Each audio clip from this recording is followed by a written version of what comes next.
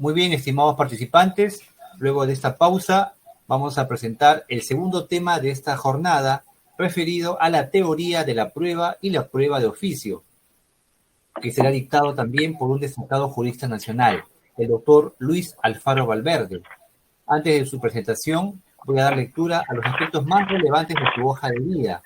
Es profesor ordinario del Departamento de Derecho de la Pontificia Universidad Católica de Perú, doctorando por la Universidad de Girona, máster por la Universidad Complutense de Madrid. Además, es miembro del grupo de investigación GIDEPRO.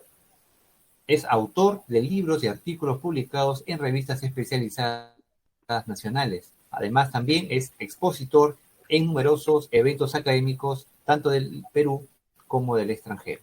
Señoras y señores, vamos a darle la más cordial bienvenida a nuestro segundo invitado especial, el doctor Luis Alfaro Valverde. Adelante, doctor. Muy buenas tardes a todos y a todas. Muchísimas gracias por la invitación. Quiero reiterar mi agradecimiento por esta gentileza de hacerme partícipe de este evento académico y también felicitarles por su aniversario. Estoy muy complacido por esta invitación y espero que el tema que hoy he propuesto conversar con ustedes sea de su agrado, sea de interés y podemos extraer algunos aspectos al menos relevantes para contribuir a la mejor comprensión de esta institución o figura o categoría jurídica como es la prueba de oficio. ¿Okay? Así es que quisiera presentar mi estructura de la ponencia mencionando que son 4 aspectos que me parecerían importantes, entre otros, entre tantos, que puede consistir una aproximación teórica a esta categoría de las pruebas de oficio o poderes probatorios del juez, como quiera identificarse.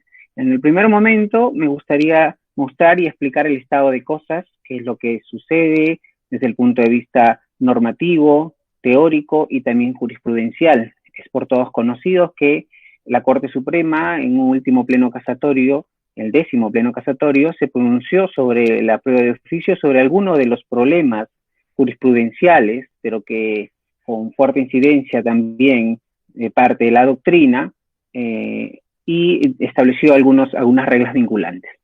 Solo lo voy a mencionar de manera referencial en este estado de cosas o introducción. En la segunda parte de la ponencia me gustaría centrarme en responder a la pregunta ¿qué entendemos o qué convendría entender a la prueba de oficio? ¿Cómo sería adecuado tener una aproximación teórica? Dado que esta ponencia no tiene como propósito estudiar exactamente no las reglas del 10º pleno casatorio, ni tampoco las disposiciones normativas que regulan las pruebas de oficio, sea en cualquier ordenamiento procesal, que vale la pena mencionar en todos los ordenamientos procesales que tenemos, desde el Código Procesal Civil e incluso el nuevo Código Procesal Penal, hay disposiciones normativas que regulan con mayor o menor amplitud estas pruebas de oficio. Estos no serían propiamente explorados en esta ponencia, los mencionaré de tanto en cuanto de modo de referencia, pero la vocación de esta ponencia tiene principalmente la intención de tener una aproximación desde la teoría del derecho, ¿no? De hecho, la ponencia se titula así, ¿no? Teoría de la prueba y la prueba de oficio. Una teoría de la prueba debe partir por el diálogo con la teoría del derecho y la filosofía del derecho. Esto lo explicaré en la primera parte. En la segunda parte, entonces, les decía que me gustaría explorar qué podemos entender por pruebas de oficio y, si se quiere, de algún modo, identificar algo que la misma Corte Suprema intenta esclarecer cómo es su naturaleza jurídica, ¿no? ¿De qué hablamos cuando nos referimos a las pruebas de oficio? Luego, la justificación me interesa, y es materia también de mi investigación doctoral, explorar de cuáles son esos fundamentos, por qué las diversas normas procesales reconocen o atribuyen al juez esta potestad, entre otras potestades ex officio. No es la única potestad ex officio, ni tampoco la única potestad de carácter probatorio, ¿no? Hay otros poderes probatorios, y entonces convendría preguntarnos en esta segunda parte o tercera parte cuál es la justificación teórica, por qué, a qué se debe, cuál es el valor que está subyacente en esta institución. Y finalmente, mencionar o analizar un par de reglas vinculantes de la Corte Suprema que hace un momento mencionaba. Esta sería la última parte de la ponencia, y especialmente vinculadas al contradictorio y la prueba de oficio, ¿no? Dado que la Corte Suprema en el 10º pleno casatorio estableció 12 reglas vinculantes, me parece importante centrarnos, revisar todas, cierto, de hecho todo el 10º pleno casatorio, pero por razones de tiempo y por razones de objetivos de esta ponencia, únicamente me interesaría explorar y analizar especialmente la regla que dispone el tratamiento del contradictorio y la prueba de oficio, ¿de acuerdo? Entonces, después de una aproximación teórica, desde la teoría del derecho, teoría de la prueba, descendemos a un criterio particular como es el 10º pleno casatorio y en particular, muy específicamente, sobre la regla referida al contradictorio. ¿De acuerdo? Ese sería el diseño de esta ponencia. Comienzo entonces por describir y explicar el estado de cosas sobre la prueba de oficio dentro de la teoría de la prueba, o más diría desde una perspectiva amplia desde la teoría del derecho. En el plano normativo mencionado en esta explicación del estado de cosas, parece un lugar común, un tópico de que las diversas disposiciones normativas de carácter procesal reconocen y regulan de diversos modos, más o menos amplios, poderes al juez de este índole, poderes vinculados a la actividad probatoria del juez. Está quizá de más decirlo, pero las disposiciones normativas de carácter probatorio establecen como regla general que la iniciativa probatoria lo tengan las partes, en principio, ¿no? Y luego esta es una potestad extraordinaria, excepcional, que los ordenamientos reconocen al juez. Lo cierto es que existe una tendencia generalizada, puede revisarse todos los textos procesales nacionales, pero no solo en sede nacional, sino también en el derecho comparado, y ahí está esta tendencia a reconocer estas potestades. Sin embargo, desde el punto de vista teórico, analizando ya el otro formante jurídico, el formante doctrinal, es también cierto que la principal atención o el principal interés ha estado y está centrado, quizás por los diversos problemas que esto genera en la práctica, muestra de ello es el 10º pleno casatorio, ciertamente, en los problemas, ¿no?, o divergencias que existen en las disposiciones normativas de carácter probatorio. Quiero decir que la forma como se regula, ¿no? Hay problemas, de hecho sí lo hay. Entonces, este interés de la doctrina, para ubicarnos en el segundo plano del derecho o en el segundo formante jurídico, no siempre ha mostrado un especial interés para explorar las pruebas de oficio o analizar las pruebas de oficio desde el punto de vista teórico o desde la filosofía del derecho. Es un tópico encontrar publicaciones, comentarios al código, etcétera, en donde el principal interés de la doctrina está centrado en intentar resolver los problemas de carácter normativo y a lo mucho jurisprudencial. No ha habido y no existe una aproximación filosófica, teórica de las pruebas de oficio. Esto es una realidad que pasa no solamente en el contexto de esta potestad o iniciativa del juez, sino que pasa en muchas instituciones de carácter probatorio. La principal preocupación ha estado centrado pensando que son las únicas en las diversas disposiciones normativas de carácter probatorio. No siempre se ve lo que subyace o está detrás de estas instituciones, o en todo caso no siempre se tiene una aproximación filosófica o teórica del mismo. Entonces, el estado de cosas en la doctrina es ello. Entonces, es necesario que la doctrina, que la teoría, ¿no?, que los teóricos nos ingresemos a estudiar a esta institución, especialmente desde el punto de vista teórico o desde la filosofía del derecho y, si se quiere, desde lo que es el razonamiento probatorio. Y por tanto, tener una aproximación, ¿no?, y en particular epistémica de la prueba, pero también de la prueba de oficio. el ejercicio de la iniciativa probatoria del juez no es aislada o no está al margen del fenómeno mayor, que es el razonamiento probatorio. Esta necesidad de entender y comprender el fenómeno probatorio, en particular esta potestad del juez, no puede estar aislada o exenta de una aproximación teórica mayor, ¿de acuerdo? Y para ello la explicación epistémica podría, y de hecho resulta bastante, tiene un mejor rendimiento explicativo del fenómeno de las pruebas de oficio, que no se agotan, por cierto, en las disposiciones legales de carácter probatorio. A este fenómeno, a esta necesidad, o en todo caso, a esta idea de pensar que todos los problemas se agotan únicamente en las diversas pues, no sé, desacuerdos jurisprudenciales o también aspectos normativos, el profesor Lagier lo denominaba una falacia normativista, así solía identificar este problema, ¿no?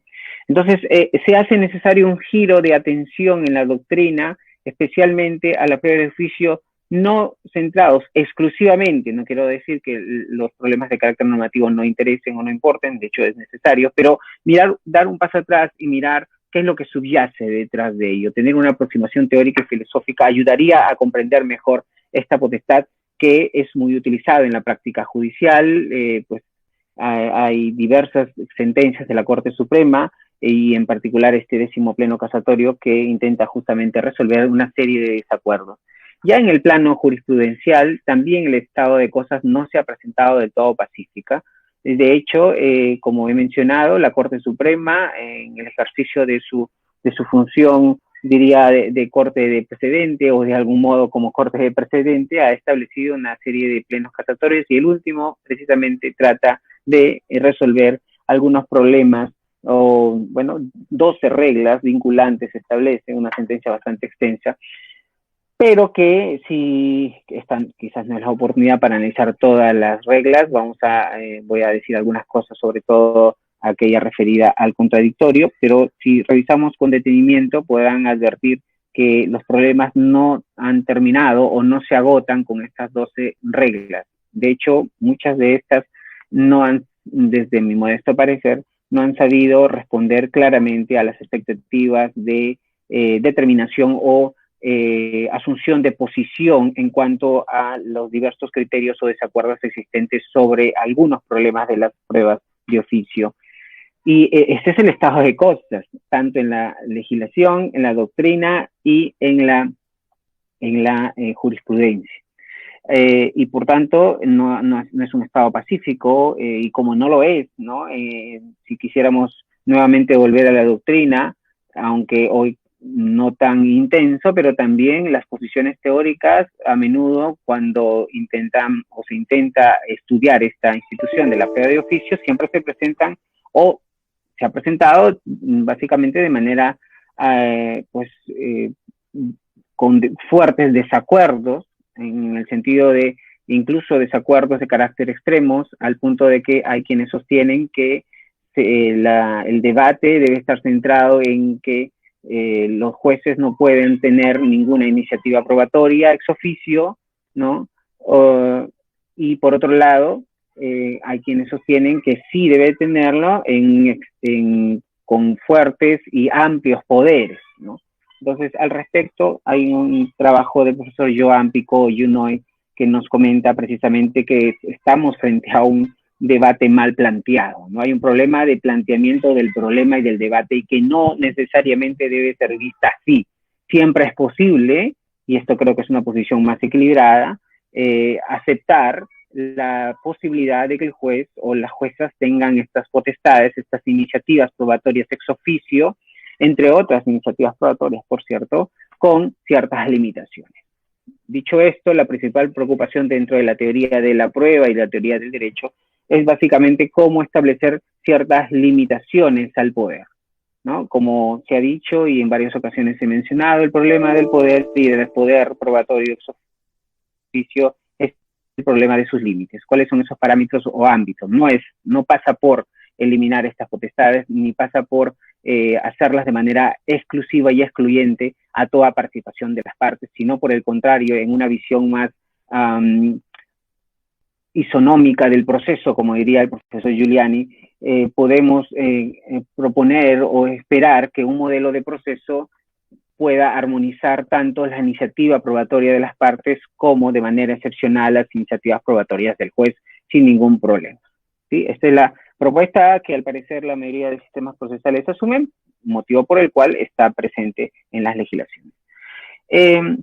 Algo que también convendría decir en esta primera fase de la exposición del estado de cosas es que a menudo también se presenta a la prueba de oficio desde una perspectiva o de diversas aproximaciones, ¿no? Porque las veces que el derecho procesal, los teóricos del derecho procesal han intentado explorar analizar esta institución, lo han hecho en más de una ocasión desde una perspectiva bastante, diría, dicotómica, en el sentido de que se afirma que los sistemas procesales en donde reconocen estas potestades se adhieren automáticamente a un sistema de carácter inquisitivo, pues en otras ocasiones se ha dicho publicístico, en fin, y por el contrario, sistemas procesales en donde no están presentes estas iniciativas probatorias del juez o pruebas de oficio se adhieren a un sistema privatístico dispositivo. Esta no es una manera adecuada, ¿no?, de aproximarse al fenómeno, no es distinguiendo el proceso como un mecanismo de carácter público o privado. Está sumamente claro que el proceso es bastante aceptado y es que esto es así. El proceso es una herramienta de tutela de derechos y de resolución de controversias públicas. Es el Estado que, ejerciendo su función jurisdiccional, pues utiliza este método, esta herramienta llamado proceso, ¿no?, en donde es per se un sistema de garantías, efectivamente, es un mecanismo de tutela de derechos, pero es una herramienta pública y por tanto el juez, quien tiene la dirección, el manejo y la conducción del proceso, pues responde a criterios y a disposiciones de carácter de derecho público. Esto es cuestionar esta perspectiva o esta naturaleza jurídica del proceso hoy por hoy es bastante difícil, ¿no?, de aceptar.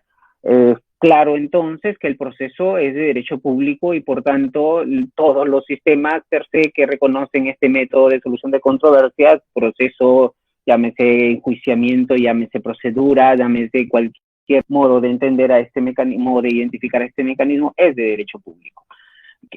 Por tanto, no va de este modo, no ayuda, no coadyuva a responder el problema de las pruebas de oficio diciendo que los sistemas que se adhieren a esto son de carácter público. El proceso es de carácter público, aun cuando no reconozca ningún